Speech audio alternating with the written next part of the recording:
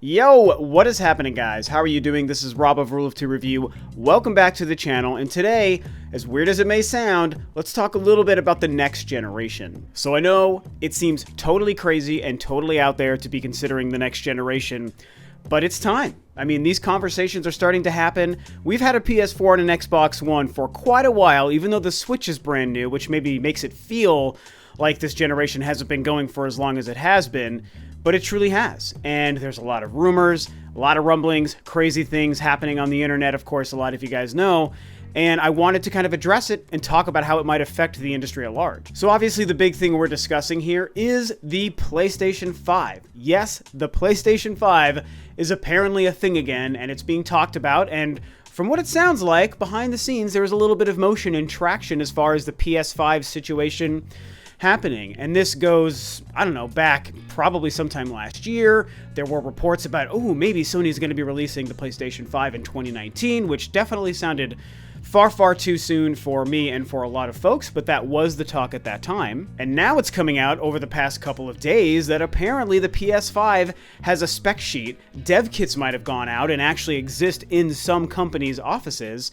And there we go. PlayStation 5 talk is happening. Now, to be fair, the spec sheet has gone out, and a couple of people, even some people who I know, have seen it and even talked about it. Some good friends of mine, you guys obviously know, Dreamcast guy and Spawnwave, they've discussed some of what's going on and apparently seen some of this stuff. I didn't want to bug them to actually look at that info because honestly, I wouldn't understand what it means. The specs is not the interesting part of the PS5 conversation to me. It's just the mere existence and idea of the PlayStation 5 and that, man, are we already starting to look down the barrel of the next generation? And it's like, it's one of those things where initially it kind of catches you off guard and you're like, whoa, there's no way. We're nowhere near PlayStation 5 territory. We're nowhere near the next generation. It's far too soon. But then you realize, but is it really far too soon? I mean, in a lot of ways, it almost makes sense. And if we're being completely honest, every company, at least of the three main developers, Sony, Nintendo, Microsoft, they're always working on the next big thing. They're always working on the next piece of hardware anyway. So I think a lot of us know that pretty much as soon as the PS4 went out and officially launched in November 2013, which is almost 5 freaking years ago, I can't believe it. As soon as that happened, the next day, they were probably already drawing up things and making schematics and diagrams and ideas about the PlayStation 5. Same with Microsoft, same with Nintendo. We know they started work on the NX, which became the Switch, very soon after launching the Wii U. Microsoft, we know that they've been working on whatever their next thing is after the Xbox One, and even the One X. We know that they're planning for something. You always have to be looking towards the future. It's common, and it's the smart thing to do. Now, a lot of the discussions and rumors or leaks, whatever we want to call this information, which a lot of it could be total smoke and mirrors, man. This could all mean nothing and not be true at all. But there is a lot of conversation. A lot of it's even coming from a little bit, some of the more reputable places like a Kotaku or a Polygon and some other well-known folks on YouTube and stuff. So it's not like there are nobodies or like a Twitter egg account that's been tweeting out like information about a PS5. It's coming from some reputable sources. And one of the main things being discussed are the possible release dates for the PlayStation 5, and they're insane. There are rumors as early as this year, 2018, and then rumors for as late as 2020. And that literally includes a rumor that says possibly later this year in 2018. There's a rumor that says possibly in 2019, and there's a rumor that says possibly in 2020. Literally all three release dates have their own rumors and discussions and reports behind them that support each year. So it's like, what the heck is going on with this PlayStation 5 weirdness? Like, why would it come out as early as this year? And even next year seems too soon. So that's what's going on. And one of the main things that this made me start to think about, again, the specs idea and how powerful or not powerful it is, that wasn't really interesting to me. What it started to make me think is, okay, if there's any truth to this, and like I said, we do know in some way Sony is working on the PS5, but if there's any truth to dev kits already existing and being out there, and if there's any truth to a 2018, 19, or 20 release date, like it's already a very soon plan and reveal, then I kind of think that honestly, it would be too soon. I think that we're not yet ready or needing the next generation of hardware, especially from Sony and Microsoft, and definitely not from Nintendo, because the Switch is their next generation hardware. It's only barely 1 year old. We know that we can have it sustained for at least the next 4 or 5 years. That's kind of my plan, and I know there's discussions that say 10 years and whatever, and at this point we just don't know, but I think bare minimum 4 years, if not probably 5 for the Switch. So we're not needing new hardware from Nintendo anytime soon, despite rumors that says they're working on something now.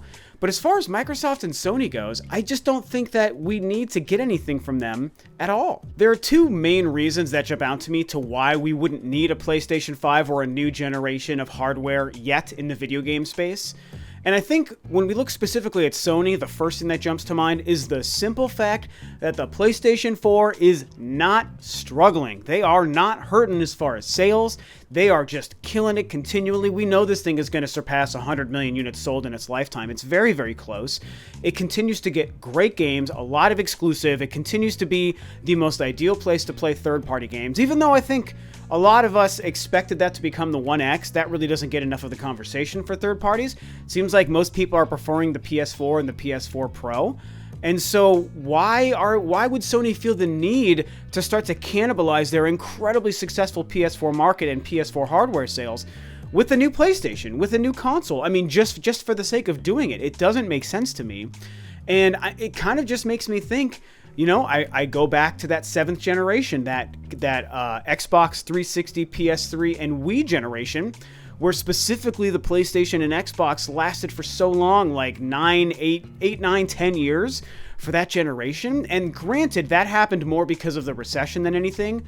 But what we saw is the amazing capability of these machines and that hardware. And the Wii had a significant life too, went for like 6, 7 odd years before the Wii U came out.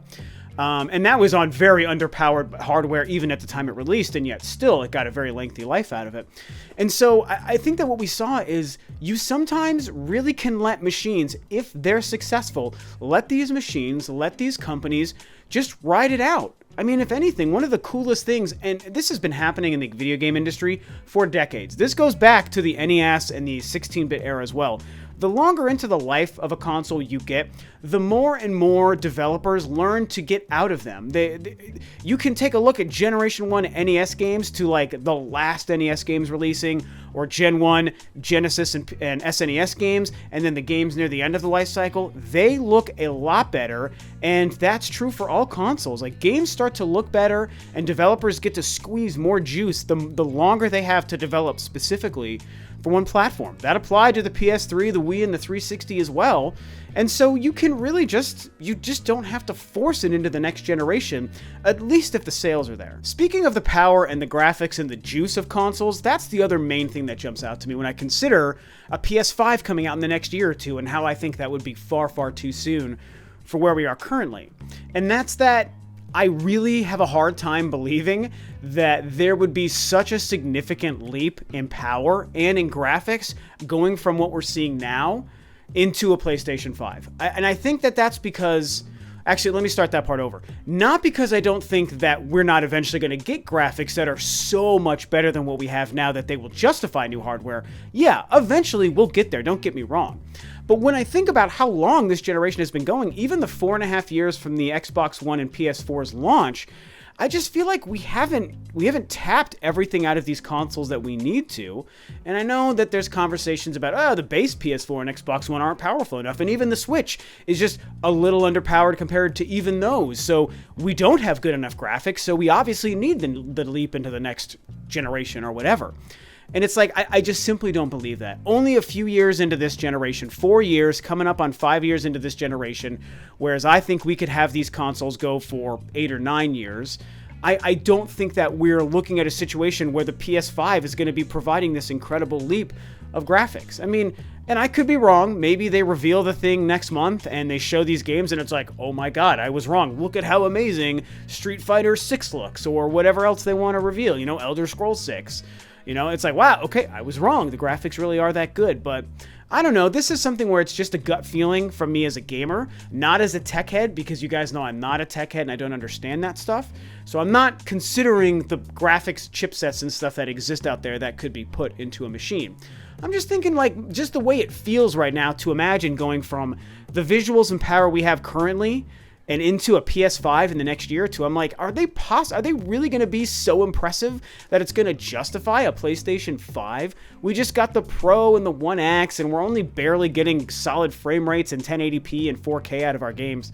it just seems like it wouldn't really be, I don't know, justified. I really feel like a lot of my trepidation with the idea of a PS5 coming out so soon does come from the fact that it's Sony's camp that's being discussed right now and not Microsoft. If it was Microsoft, the reason I would put a little bit more validity into it and even accept it a little bit more is simply because they've been struggling so much the last year, almost 2 years really. Their sales have slowed down, their software output has slowed down, their first party and exclusive games library is like nothing the last few years, and even the few that have come out have not really impressed. Obviously, Sea of Thieves is a recent example. I have not played it, but the reception has not been positive, so I'm kind of going off of the reaction there. And so it's like, well, if Microsoft needed to push for new hardware to start the generation sooner because they need to play catch up and get people excited about new hardware again, since the One X didn't really take off the way they probably expected, then it's like, okay, well, I guess I could believe that. That would make a little bit more sense. And just because I want Microsoft and the Xbox brand to do better, I would almost welcome it more because it's like, yeah, figure something out, guys. Figure something out, Phil. I want you guys to fix your situation, improve the Xbox ship, and release something great that gets people excited. So I'd be like, cool, I guess maybe we need to look at the Xbox 2 now. But as far as the PS5, or even something like a Switch 2 or whatever Nintendo's next hardware is that the recent rumor came out about, I'll research that a little bit more and make a video about that as well, guys. But as far as the Sony or the Nintendo camp, it just doesn't make sense to me. It doesn't ring true. And so if we go back to end this conversation here, if we go back to the rumors and start to consider the idea, okay, is Sony looking at revealing and releasing a PS5, PlayStation 5, this year, next year, or in 2020? And to be fair, I have to add this one thing here, because I was talking about the length of time into this generation. If the PS5 actually came out in 2020, which does seem believable to me, by the way, this year or next year, no. 2020, yeah, that seems quite a bit more believable. That would give us 7 years of the PS4 and the Xbox One at that point. We'd be hitting their 7-year anniversaries. That feels a little bit more acceptable and something I could believe in as far as the length of time that this generation exists, and a reason not to feel like Sony's trying to cannibalize their current PS4 market, because another 2 years down the road, maybe then we'll start to see the slowdown of PS4 sales, you know, by the time 2020 rolls around. What's interesting to me is really this idea of 2018. That here we are, April 2018, month number 4 of the year, and there's talk about Sony possibly revealing and releasing the PS5 in 2018. And I'm sure at first you're like, no, that's not going to happen. That's crazy. Why would anyone do that? Sony definitely won't do that. That makes no sense. They need a lot more time to get everything ready to go. And I would say, check your facts again. I think the one reason I would believe Sony would do that, reminding you, I don't believe that, but let's pretend that was going to be the plan, or let's pretend there were very solid rumors behind this idea. The reason I would believe they might be willing to do that is because we just saw Nintendo do that with the Nintendo Switch. The NX was really just a vaporware thing until eventually it became something they confirmed as the Nintendo Switch. And we all know how that played out. In October, they revealed the Switch. They said the NX is actually the Switch. Here's a reveal trailer. Boom, there's your 3 minutes. And then they said, a couple of months later in January, we'll give you all the info in a live presentation. And once that happened in January, they say a couple of months later, in 2 months' time, less than 2 months' time, you can buy it on March 3rd. Boom, there you go. And so Nintendo went from reveal to information to release in literally less than a 6-month window. That is insane. And how well did that turn out for them and the Nintendo Switch? The best. It turned out the best it possibly could have, because the pace of sales for the Switch are insane. They're like unstoppable. And it's just a great piece of hardware regardless of the high sales. And so, maybe what we could be seeing, if there's some kind of truth to this Sony PS5 2018 reveal and release, we might be seeing the result of Nintendo being successful with the Switch reveal, like setting a crazy precedent that no one believed in or understood at the time. Could they possibly reveal a system in October and then release it just a few months later? But they did, and it's been great. It's been super successful. So why wouldn't other companies want to start following suit? I mean, Nintendo has always been a trendsetter, not just with their gameplay mechanics and their software development or their controller ideas, but also with their business models. I mean, Nintendo has failed and screwed up many times. Let's not be crazy here. But they've succeeded far more than they failed. And a lot of those successes they've had over the years have become the trend and the norm. I even think we're seeing the result of the Nintendo Direct being so successful happen. I think we're seeing the ripple effects as more companies are doing things separate from E3 and GDC, and they're doing their own things every year to get people into their own products, just like Nintendo's been doing for years with Nintendo Directs.